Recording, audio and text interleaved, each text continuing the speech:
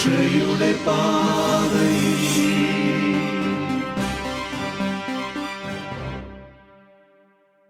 ഈശോ മിശിഹായ്ക്കും സ്തുതിയായിരിക്കട്ടെ. മക്കളെ, നമുക്ക് പ്രാർത്ഥനയോട് കൂടി ക്ലാസ്സിലേക്ക് കടക്കാം. അപ്പൊ എല്ലാവരും ഒന്ന് എഴുന്നേറ്റ് നിന്നേ. എന്നിട്ട് ഉറക്ക കുരിശ് വരച്ച് ടീച്ചറുടെ ഒപ്പം, തമ്പുരാനെ, വിശുദ്ധ കുരിശിന്റെ അടയാളത്താലെ ഞങ്ങളുടെ ശത്രുക്കളിൽ നിന്ന് ഞങ്ങളെ രക്ഷിക്കുക.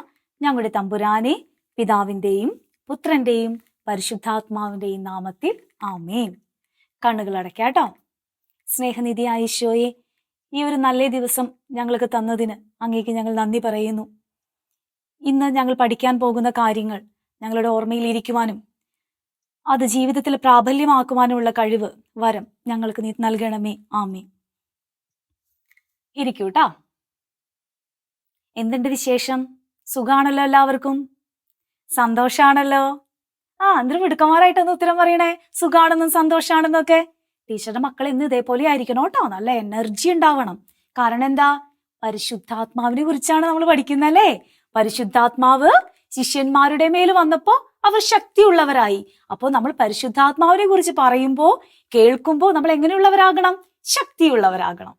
മനസ്സിലായില്ലേ? അപ്പൊ കഴിഞ്ഞ ക്ലാസ്സിൽ ടീച്ചർ എന്താ പഠിപ്പിച്ചു തന്നെ? സ്വർഗാരോഹണം കണ്ടു അല്ലേ? അതുപോലെ തന്നെ പ്രേക്ഷിത ദൗത്യം കണ്ടു, പെന്തക്കോസ്ത് തിരുനാളും കണ്ടു. ഇതൊക്കെ എല്ലാവരും പഠിച്ചിട്ടില്ലേ?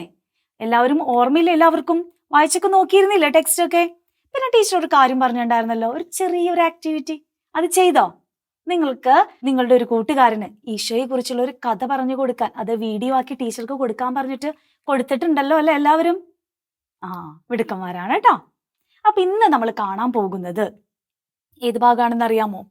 ഇന്ന് നമ്മൾ കാണാൻ പോകുന്നത് സ്ലീഹാകാലം. അതുപോലെ തന്നെ പരിശുദ്ധാത്മാവിനാൽ നിറഞ്ഞ ശിഷ്യന്മാര് സുവിശേഷം പ്രസംഗിക്കാൻ പോകുന്നത് വിശുദ്ധ ഗ്രന്ഥത്തിൽ പ്രതിപാദിച്ചിട്ടുണ്ട്. ആ ഭാഗം, അതുപോലെ തന്നെ രക്തസാക്ഷിത്വം, പിന്നെ എങ്ങനെ നമുക്കൊരു കൊച്ചു മിഷനറി ആകാം എന്ന ഭാഗം കൂടിയാണ് ഇന്നത്തെ ക്ലാസ്സിൽ നമ്മൾ കാണാൻ പോകുന്നത്. അപ്പൊ ആദ്യം തന്നെ നമ്മൾ സ്ലീഹാകാലം എന്താണെന്ന് കാണാം. ആരാധനാ വത്സരത്തിലെ 6ാമത്തെ കാലമാണ് സ്ലീഹാകാലം.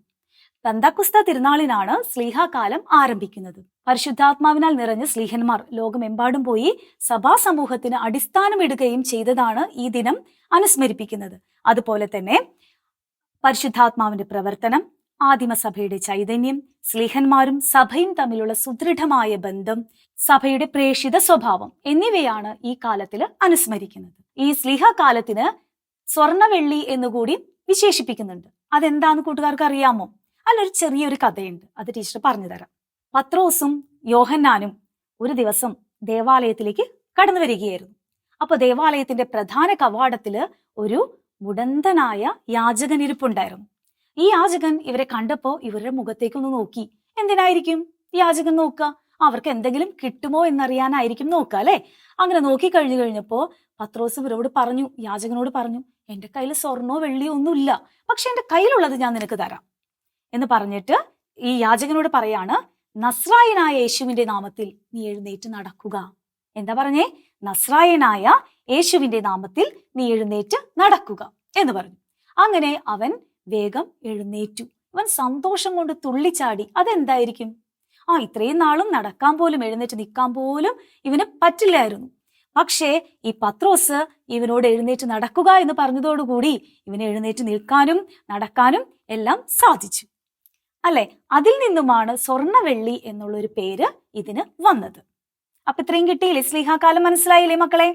ഇനി നമ്മൾ അടുത്തത് കാണാൻ പോകുന്നത് പരിശുദ്ധാത്മാവിനാൽ നിറഞ്ഞ സ്ലീഹന്മാര് ലോകമെമ്പാടും പോയി സുവിശേഷം പ്രസംഗിച്ചു. ഇത് നമുക്ക് വിശുദ്ധ ഗ്രന്ഥത്തിൽ കാണാൻ സാധിക്കും. വിശുദ്ധ ഗ്രന്ഥത്തിലെ ഏത് ഭാഗത്താണ് അത് കാണാൻ സാധിക്കുക? അറിയോ നിങ്ങൾക്ക്? ഏത് ഭാഗത്താന്ന്? ടീച്ചർ ഒരു ക്ലൂ തരാം. പുതിയ നിയമത്തിലെ 5ാമത്തെ പുസ്തകം. ഏതാണ്? അപ്പസ്തോല പ്രവർത്തനങ്ങൾ. അപ്പസ്തോല പ്രവർത്തനങ്ങളിൽ നമുക്കിത് കാണാനായിട്ട് സാധിക്കും. പരിശുദ്ധാത്മാവ് നിറഞ്ഞ സ്ലീഹന്മാര് ലോകത്തിന്റെ ഓരോ ഭാഗങ്ങളിലും പോയി സുവിശേഷം പ്രസംഗിച്ചത്. ഈ അപ്പസ്തോല പ്രവർത്തനങ്ങൾ മുഴുവനും പരിശുദ്ധാത്മാവിന്റെ പ്രവർത്തനങ്ങളാണ് സൂചിപ്പിച്ചിരിക്കുന്നത്. അതുകൊണ്ട് പരിശുദ്ധാത്മാവിന്റെ പുസ്തകം എന്നുകൂടിയും ഈ അപ്പസ്തോല പ്രവർത്തനങ്ങളെ വിശേഷിപ്പിക്കുന്നുണ്ട്. മനസ്സിലായോ? പരിശുദ്ധാത്മാവിന്റെ പുസ്തകം എന്നും കൂടി ഇതിനെ വിശേഷിപ്പിക്കുന്നുണ്ട്. ഈ അപ്പസ്തോല പ്രവർത്തനങ്ങളിൽ ടീച്ചർ പറഞ്ഞില്ലേ ശിഷ്യന്മാര് ലോകമെമ്പാടും പോയി സുവിശേഷം പ്രസംഗിച്ചതിനെയൊക്കെ സൂചിപ്പിക്കുന്നതെന്ന്. അപ്പോ നമ്മുടെ യാക്കോബ് സ്ലീഹ എവിടെയാണ് സുവിശേഷം പ്രസംഗിച്ചത്? എവിടെയാണ്? സ്പെയിനിലാണ്. അതുപോലെ തന്നെ ഭാരതത്തിലേക്ക് വന്നത് ആരായിരുന്നു? തോമാസ് സ്ലീഹയാണ് അല്ലെ? തോമാസ് സ്ലീഹയാണ് ഭാരതത്തിലേക്ക് വന്നത്. അപ്പോൾ ഈ അപ്പസ്തോല പ്രവർത്തനങ്ങളിൽ ഓരോ ശിഷ്യന്മാരും ഏതൊക്കെ ഭാഗത്താണ് പോയിരിക്കുന്നതെന്ന് സൂചിപ്പിക്കുന്നുണ്ട്. അപ്പൊ നിങ്ങൾ അപ്പസ്തോല പ്രവർത്തനങ്ങള് ആ പുസ്തകം നിങ്ങൾ നന്നായി വായിക്കണം കേട്ടോ. എന്നിട്ട് ഓരോ ശിഷ്യന്മാരും ഏത് ഭാഗത്താണ് പോയി എന്നത് നിങ്ങൾ ഒരു നോട്ടായിട്ട് കുറിക്കുകയും വേണം. അതൊരു ചെറിയ ആക്ടിവിറ്റി ടീച്ചർ തരുന്നതാണ് കേട്ടോ.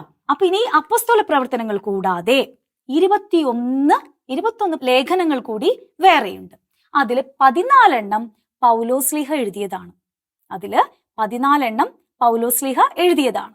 ബാക്കി 7 ഇതിനെ കാതോലിക പുസ്തകങ്ങൾ അല്ലെങ്കിൽ കാതോലിക ലേഖനങ്ങൾ എന്നാണ് വിളിക്കുന്നത്. കാതോലിക എന്ന് പറഞ്ഞ അതിന്റെ മീനിങ് എന്താണെന്നറിയൂ? പൊതുവായ കാതോലിക ലേഖനങ്ങൾ എന്നാണ് പറയുന്നത്. പൊതുവായ ലേഖനങ്ങൾ എന്നാണ് പറയുന്നത്. ഇതിന്റെ കർത്താക്കൾ, ഇതിന്റെ ലേഖകർ ആരാന്നറിയൂ? കാതോലിക ലേഖനങ്ങളുടെ യാക്കോബ്, യോഹന്നാൻ, പത്രോസ്, അതുപോലെ തന്നെ യൂദ, തദേവൂസ്. ഇവരാണ് കാതോലിക ലേഖനങ്ങളുടെ കർത്താക്കൾ എന്ന് അറിയപ്പെടുന്നത്. ഇനി ടീച്ചർ പറഞ്ഞില്ലേ ശിഷ്യന്മാര് ലോകത്ത് എങ്ങും പോയി സുവിശേഷം പ്രസംഗിച്ചു എന്നൊക്കെ. ഇതിൽ പൗലോസ്ലീഹ ഒരു ചെറിയൊരു കഥയുണ്ട് പൗലോസ്ലീഹയുടെ. എന്താണെന്നറിയോ? പൗലോസ്ലീഹ ആദ്യമേ അറിയപ്പെടുന്നത് സാവൂൾ എന്ന പേരിലായിരുന്നു. ഒരു ദിവസം പൗലോസ്ലീഹ ദമാസ്കസിലേക്ക് പോകുന്ന വഴി, അന്ന് പൗലോസ്ലീഹ എന്ന് പറഞ്ഞു കഴിഞ്ഞാൽ ക്രിസ്ത്യാനികളോട് ദേഷ്യമുള്ള ആളായിരുന്നു, വെറുപ്പുള്ള ആളായിരുന്നു. ക്രിസ്ത്യാനികളെ തേടി പിടിച്ച് പീഡിപ്പിക്കുന്ന, മതപീഡനം അഴിച്ചുവിട്ടിരുന്ന ഒരാളായിരുന്നു. അത് സാവൂൾ എന്ന പേരിലാണ് അറിയപ്പെട്ടിരുന്നത്. അങ്ങനെ ഒരു ദിവസം ദമാസ്കസിലേക്ക് കുതിരപ്പുറത്ത് പോകുന്ന വഴിയിൽ ഒരു വലിയ ഇടിമിന്നൽ എന്നൊക്കെ പറയില്ലേ നമ്മള്, വലിയൊരു മിന്നൽ വന്ന് ഈ പൗലോസ്ലീഹയെ, സാവൂളിനെ തട്ടി താഴെയിട്ടു. സാവൂൾ നിവർന്ന് നിന്ന് എഴുന്നേറ്റെന്ന് ചോദിക്കുകയാണ്, ആരാണ് നീ എന്ന് ചോദിക്കുകയാണ്. വളരെ ശബ്ദമുയർത്തിയിട്ട് ചോദിക്കുകയാണ്, ആരാണ് നീ? അപ്പോ അവിടെ നിന്ന് ഒരു അശരീരി, അതായത് ആ മിന്നലിൽ നിന്നും ഒരു സ്വരം വരികയാണ്, നീ പീഡിപ്പിക്കുന്ന ഈശോയാകുന്നു ഞാൻ. ആരാണ്? നീ പീഡിപ്പിക്കുന്ന ഈശോയാകുന്നു ഞാൻ എന്ന ഒരു സ്വരം ഇവൻ കേൾക്കാണ്. ഇത് കേട്ടതോടുകൂടി ഇവൻ ആകെ പശ്ചാത്താപം വരാണ്, മാനസാന്തരം വരാണ്. അങ്ങനെ ഈ യേശുവിനെ ലോകം മുഴുവനും അറിയിക്കാനുള്ള ഏറ്റവും നല്ല, ഏറ്റവും മുഖ്യ പ്രഘോഷകനായി പൗലോസ്ലീഹ മാറി എന്നാണ് കഥ. ഇതും നമ്മുടെ അപ്പോസ്തല പ്രവർത്തനങ്ങൾ പറയുന്നുണ്ട് കേട്ടോ. അതും നിങ്ങൾ വായിച്ചോളൂ. അപ്പൊ ഇത്രയും കാര്യങ്ങൾ കിട്ടിയില്ലേ? ഇനി നമ്മൾ അടുത്തത് കാണാൻ പോകുന്നത് രക്തസാക്ഷി. ആരാണ് രക്തസാക്ഷികൾ? നിങ്ങൾക്കറിയാം, നിങ്ങൾ കുറെ കണ്ടിട്ടുണ്ടല്ലേ രക്തസാക്ഷി. നമ്മുടെ സഭയിലെ ആദ്യത്തെ രക്തസാക്ഷി ആരാണ്? വിശുദ്ധ സ്റ്റെഫാനോസിന് എങ്ങനെയാണ് മരണപ്പെട്ടത്? കല്ലെറിഞ്ഞാണ് സ്റ്റെഫാനോസിനെ കൊന്നത്, കല്ലെറിഞ്ഞ്. അതുപോലെ തന്നെ അമ്പുകളെയ്ത് ഒരാളെ വധിച്ചിട്ടുണ്ടല്ലോ. അതാരായിരുന്നു? നമുക്കൊക്കെ അറിയാലോ അല്ലെ? ആരായിരുന്നു അത്? സെബസ്ത്യാനോസ്. അമ്പെയ്താണ് സെബസ്ത്യാനോസിനെ കൊന്നത് അല്ലെ? അതുപോലെ തന്നെ ഈ ശിഷ്യന്മാര് അവരുടെ കഴിവും അറിവും എല്ലാം സുവിശേഷം പ്രസംഗിക്കാനും ജനങ്ങളെ മാനസാന്തരപ്പെടുത്താനും ജ്ഞാനസ്നാനം നൽകാനും വേണ്ടി ഉപയോഗിച്ചു. എന്നിരുന്നാലും അവർക്ക് ഒരുപാട് പീഡനങ്ങൾ ഏൽക്കേണ്ടി വന്നു. വിശുദ്ധ യോഹന്നാൻ ഒഴികെ ബാക്കി എല്ലാ ശിഷ്യന്മാരും രക്തസാക്ഷികൾ, അതായത് ഓരോ പീഡനങ്ങളേറ്റാണ് മരിച്ചത്. ഇവർക്ക് നിക്ഷിപ്തമായ ഒരു ചുമതല ഉണ്ടായിരുന്നല്ലോ. എന്തായിരുന്നു പറഞ്ഞിരുന്നത്? ദൗത്യം എന്തായിരുന്നു? ലോകമെങ്ങും പോയി സുവിശേഷം പ്രസംഗിക്കാൻ പറഞ്ഞിട്ടുണ്ടായിരുന്നു അല്ലെ? ഇവര് ഈ ലോകം മുഴുവനും പോയി പ്രസംഗിക്കാൻ നിന്ന ഈ ദൗത്യം ഇവരുടെ പൂർണ്ണമായോ മക്കളെ? ആയില്ല അല്ലെ? ഇന്നും അത് തുടർന്നുകൊണ്ടേയിരിക്കുന്നു. ഇപ്പോഴും പൂർണ്ണമായിട്ടില്ല. ഇനി അത് ആരിലൂടെയാണ് പൂർണ്ണമാകേണ്ടത്? ആരിലൂടെയാണ്? നമ്മളിലൂടെ. മാമോദീസ സ്വീകരിച്ച നാം ഓരോരുത്തരും ആ ദൗത്യം നിർവഹിക്കാൻ കടപ്പെട്ടവരാണ്. പിതാവിന്റെയും പുത്രന്റെയും പരിശുദ്ധാത്മാവിന്റെയും നാമത്തില് ജ്ഞാനസ്നാനം നൽകിയപ്പോൾ തന്നെ ആ കടമ, ആ ചുമതല നമ്മളിൽ നിക്ഷിപ്തമാണ്. അത് നമ്മൾ ചെയ്യാൻ കടപ്പെട്ടവരാണ്. അപ്പൊ നമ്മൾ വലിയ സുവിശേഷ പ്രസംഗിക്കാനൊന്നും നമുക്ക് പറ്റില്ല അല്ലെ? നമുക്കറിയില്ല. പക്ഷെ നമ്മളെ കൊണ്ട് പറ്റുന്നത് ചെറിയ സഹനങ്ങൾ ഏറ്റെടുത്തുകൊണ്ട്, ചെറിയ കാര്യങ്ങൾ മറ്റുള്ളവരുമായി പങ്കുവെച്ചുകൊണ്ട് നമുക്ക് ഈ പ്രേക്ഷിത വേലയിൽ പങ്കുകാരാകാനായിട്ട് സാധിക്കും. മനസ്സിലായോ? ഇനി ടീച്ചർ വേറൊരു കാര്യം പറയാം. നമുക്കും ഒരു മിഷനറി ആകാം. എങ്ങനെയാണ് നമുക്ക് മിഷനറി ആകാൻ സാധിക്കുക? എങ്ങനെയാണ് മക്കളെ? ഈശോയുമായി ഒരു ബന്ധം, സുദൃഢമായ ഒരു ബന്ധം നമ്മൾ സ്ഥാപിക്കണം. അതെങ്ങനെ സ്ഥാപിക്കുക? വെറുതെ എങ്ങനെ ഇരുന്നാൽ നമുക്ക് അതിന് പറ്റുമോ? പറ്റില്ല. നമുക്ക് നല്ല കൂട്ടുകാരുണ്ടാവും അല്ലെ, ബെസ്റ്റ് ഫ്രണ്ട്സ്. അവരുടെ അടുത്ത് നമ്മൾ എന്തൊക്കെയാ പറയാറ്? നമ്മുടെ സങ്കടങ്ങൾ പറയും, സന്തോഷങ്ങൾ പറയും, നമ്മൾ എവിടേക്കൊക്കെ പോകുന്നേന്നൊക്കെ പറയും അല്ലെ. അതുപോലെ തന്നെ ഈശോയോ നമ്മളുടെ ഒരു കൂട്ടുകാരനായിട്ട് കാണുക. എന്നിട്ട് ഈശോയുടെ അടുത്ത് നമ്മുടെ സങ്കടങ്ങളും നമ്മുടെ വേദനകളും എല്ലാം പങ്കുവെക്കുക. മനസ്സിലായോ? എന്നും ഈശോയോട് സംസാരിക്കുക. ഈശോ തിരിച്ചും നമുക്ക് ഉത്തരം തരുന്നുണ്ട്. അതെങ്ങനെയാ? ബൈബിളിലൂടെ, വചനങ്ങളിലൂടെ ഈശോ തിരിച്ചും നമ്മളോട് സംസാരിക്കുന്നുണ്ട്.